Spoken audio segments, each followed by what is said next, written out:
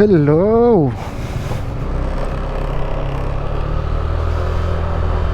What's up mga soy? Kumusta kayo? Isang taon tayo walang upload. So, bibigyan ko kayo ng life update. Pero sa ngayon, tinamad lang ako sa bahay. Mag-aalas 2 na. Samahan niyo ako umakyat sa Marilake or kung saan man tayo mapunta. Eh, bagong ayos din tong motor ko. Break-in na rin natin.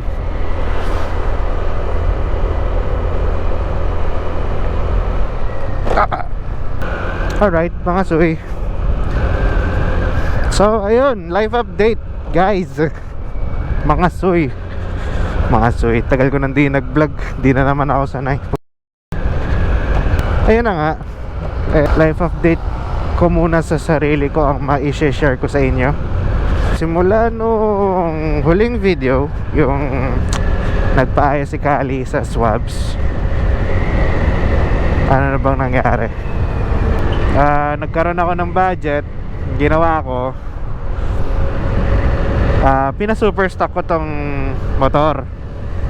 Nung nakuha ko na, nagkaroon siya ng kakaibang tunog. So na-bother ako hanggang yung pagka-bother ko, binaliwala ko na lang din. Tapos tinanong ko yung mekaniko.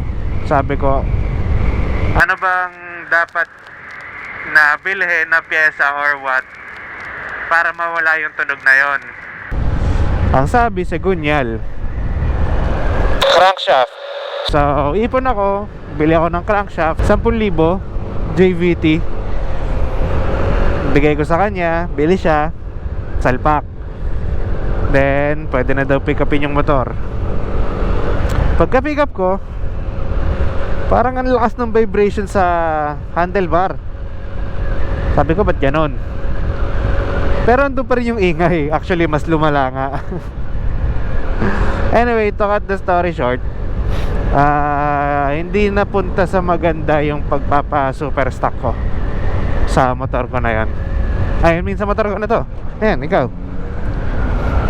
And last month lang, dinala ko na sa J1 sa may Tandang Sora, and sinuggest nila ibalik ko sa all stock, wherein I agree kasi stock is good. And para lang naman maging open sa inyo mga suy, ang gastos ko ay nasa 29,000 para lang sa engine pa lang. So wala pang T-post, wala pang rear shock, wala pang caliper, wala pang brake master or any other upgrades. Wala pa, engine lang talaga. And doon ko nalaman na sobrang daming sakit na pala ng motor ko. Actually, nung nagpa-super stock ako, dapat nga nagbablog ako nun. Hindi, actually, may vlog nga ako nun. Kaso nakorap, di ko alam for what reason. Nung Holy Week kasi last year, nag-ride kami ng mga kababata ko sa Dingalan, Aurora. Wala, ito, pictures na lang maipapakita ko kasi nakorap nga. Weird lang. Pero nakabili na ako ng bagong SD card. Sure naman na tayo na hindi na makakorap. Nahirapan din kasi ako pagdating sa editing kasi wala akong computer. Ang pinang-upload ko lang dun sa huling 3 video natin is cellphone. Doon ako nag-edit, doon ako nag-upload. Personal phone ko pa siya, meaning ang bilis mapuno ng storage. Hindi ako makapag-edit ng tuloy-tuloy. Gets nyo ba ako? Sana gets nyo ako. Hindi natin na malayan, nandito na tayo sa Fairview. Luwag talaga, sarap talaga bumiyahe ng gabi. Hindi ako pwede lumagpas ng 60 kasi break-in period pa, sabi ng mekaniko. Kulit nga, pinayos ko na rin yung wiring, pero sa ibang shop na to. Pinayos ko yung wiring kasi wala akong busina. So ngayon, may busina ako, pero wala akong driving light. Di ba? Kahit flasher, wala. Kaya nagdadalawang isip nga ako bumiyahe ngayon papuntang Marilake, papuntang Kabsat. To summarize it all, nagpa super stock ako, di maganda naging resulta ng pagpapa super stock ko. Dinala ko dito sa J1 sa may Tandang Sora para maayos. Binalik nila sa stock. Anything else, wala naman. Huwag na tayo sa personal na buhay. Tago na lang natin yun. Nga pala guys, I forgottening, gusto ko lang kayo batiin ng kung ano mang mga holiday ang lumipas. Merry Christmas, Happy New Year, ano ba ba, Happy Valentine's sa mga magjowa dyan, sa sakit nyo sa mata. And happy birthday sa mga lumipas sa birthday. Circle na tayo guys. U-turn lang tayo. Sa UP tayo dadaan. Hindi na ako tiwala sa T-post ko sa UP kung saan nagja-jogging ang aking mga co-work. 20% jogging, 80% lafang. Ay put.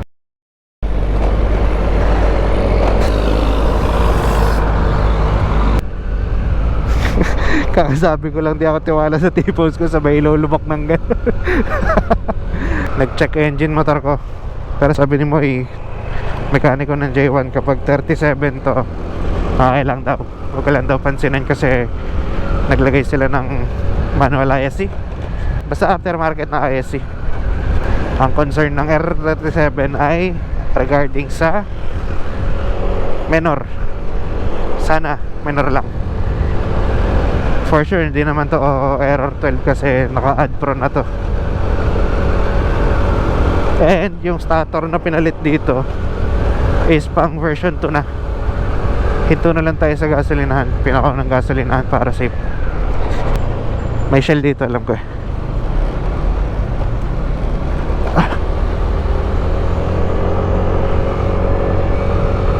Yun, Shell.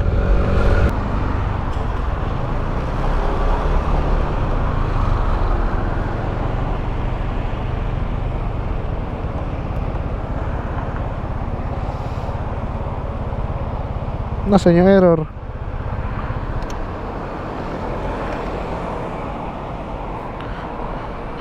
Error 37.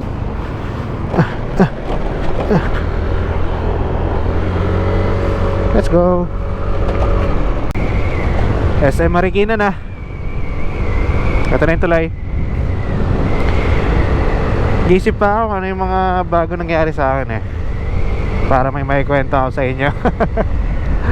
Ay ako isipin mag-isa lang ako sa ride na to. Iniisip ko na lang na may kakwentuhan ako. Wow, Aerox pogi. Sorry, di kita pwede kabuli. Ay, nawala na error niya guys. Tamang dasal lang talaga. Bale ito pala, may share ako sa inyo. Ngayon lang ulit ako babalik ng Marilake. Ang huling balik ko doon, nasa last part ng The Blackers Weekend. Yung pa yung huling akyat ko. Tagal na, di ba? Eto mga soy, nasa Marcos Highway na tayo. Slowly but surely lang. Sana safe kayo lahat. Kayo ba mga soy, kumusta kayo? Comment naman kayo. Pa-experience naman yung maraming comment yung video. Check natin sa Kabsat kung nandun pa yung sticker natin. Hindi ko alam sa papunta tong vlog na to. Pabalik ako kasi may nakita akong motor shop na bukas pa dito. Try ko pa guys yung wiring ko, tsaka yung busina kung kaya. Yahoo! May driving light na tayo. Medyo na-delay lang tayo ng konti. Hindi ko lang alam gaano katagal yon. Pero meron na tayong driving light. Tanan. At busina. Let's go! Sabos-sabos na tayo magpagas. Bali ang plano ko, kakain lang ako sa Kabsat. Tapos sunrise dun sa may Tanay Viewpoint. Basta dun, somewhere there. Oh, lamig. Wala akong gloves. My God.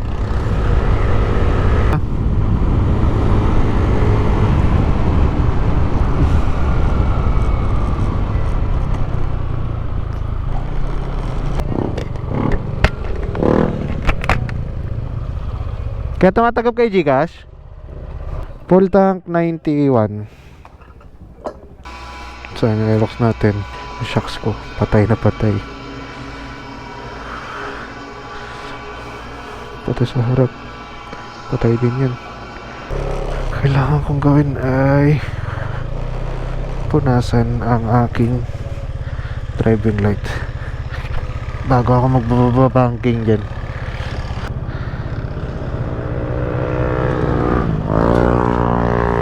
Yan, no? Alright. Dumi? Madumi. What's new? Let's go. Di pantay driving light ko. Sa taas kanan. Boso! Marunong pa. Oh, marunong pa. Full tank. Maluwag na kalsada sa gabi. Therapeutic loads.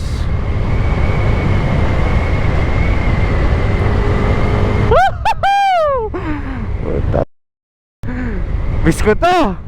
Na-miss ko to. Ay, puto. Kinakabahan ako sa kurba po. Bawal kumalat, Andre, ha. Bawal kumalat. Pili ko naman mapapasok ko lahat ng corner. Bagal lang naman tayo. Oopsie. Oops, my baby, who woke up my bed. May busina ako. Ay, I miss you. I miss this road. I miss everything. I'm so happy. Oh, nagpala bumiyahe mag-isa.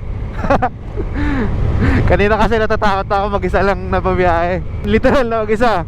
Wala ring back ride. Okay, so sabi ko kanina, masaya pala na mag-isa.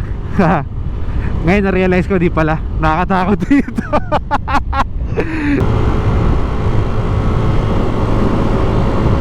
Palo Alto.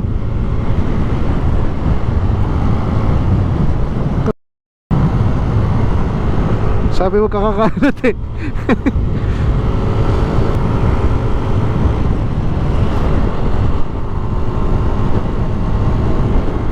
Big C. Tanay. Tudong kakakalat. Sana ulang buhangin.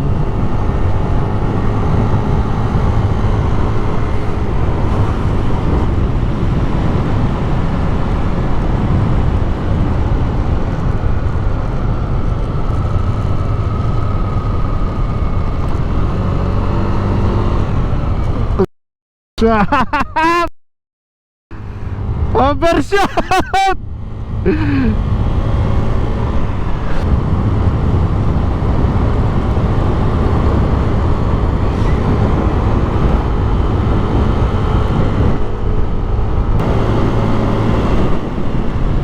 Martes M.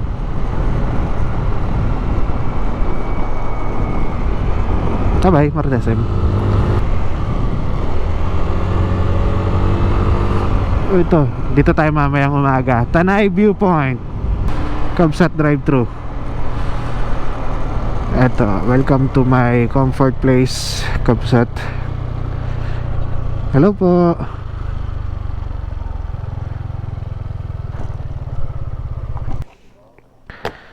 Okay, let's go. Ay, exit pala to.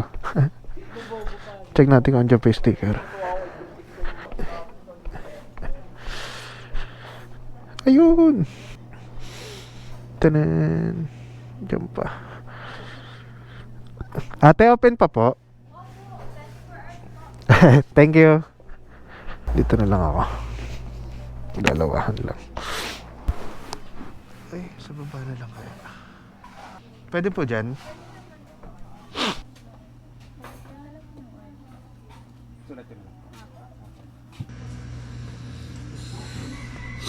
Walang signal mga suwi. Kala ko may Jobert na naman akong dadat nandito eh.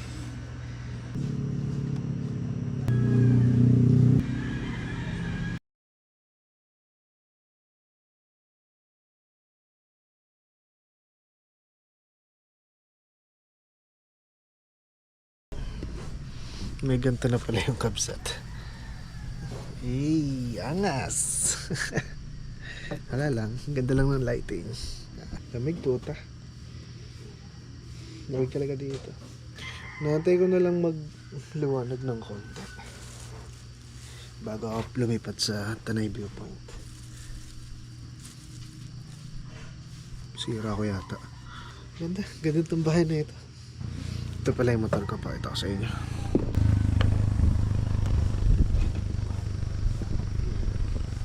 Makina lang ayos dyan. Makina pa lang ang ayos dyan. So ipa-project natin yan. Medyo ngayon lang nakaluwag-luwag eh. Susunod kong project dyan ay suspension. Baka mag-upgrade ako ng JVT. Yung mas mataba. Tsaka T-post. Tapos pati yung sa likod pa. Kahit KYB na lang muna.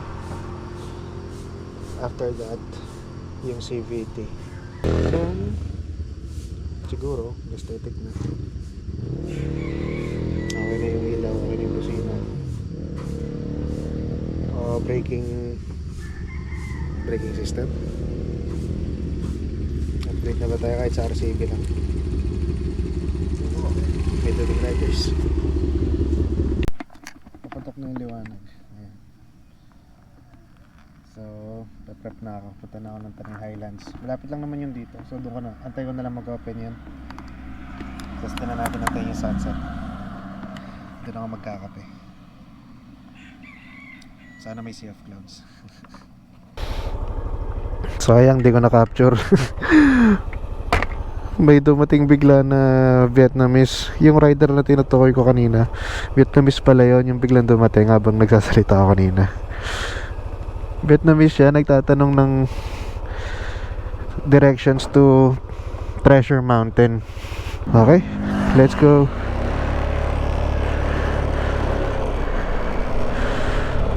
Bossing, thank you. Kung nasa ka man.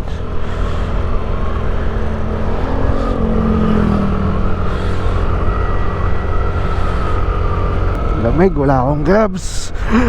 Ay, tumatago sa buto. Shit. Ay, ang ganda ng langit. Nakaka-relax. Kita nyo ba dyan, guys? Man, ang ganda. Kahit madilim pa.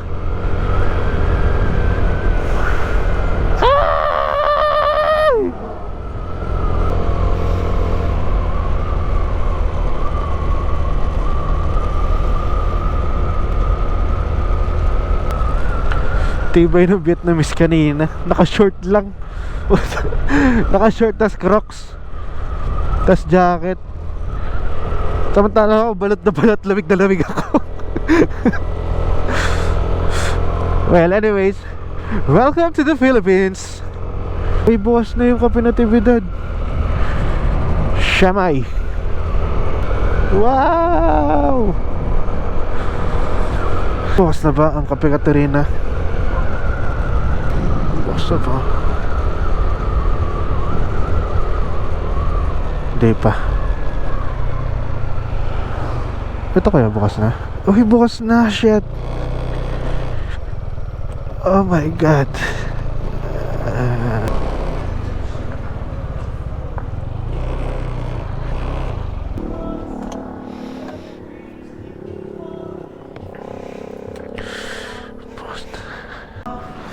Tignan nyo yung Tanay Viewpoint.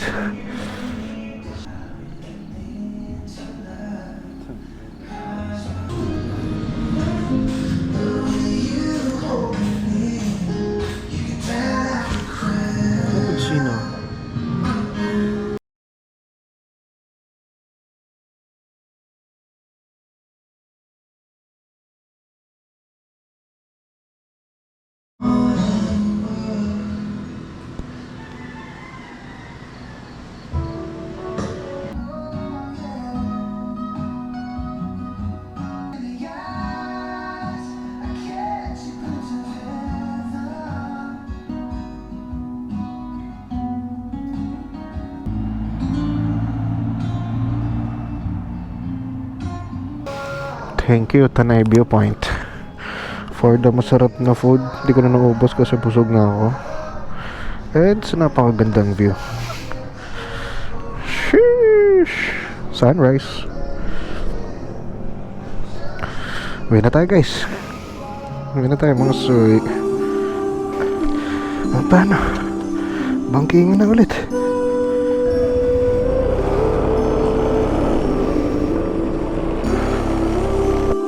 Ay, maraming salamat, Tanay. What a view. Sarap.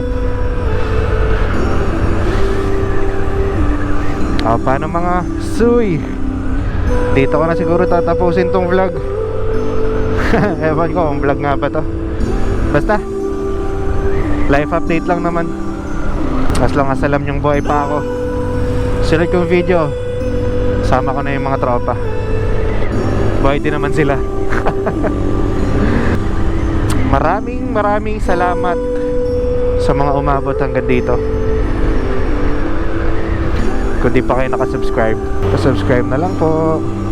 Like, share, and subscribe. Tara!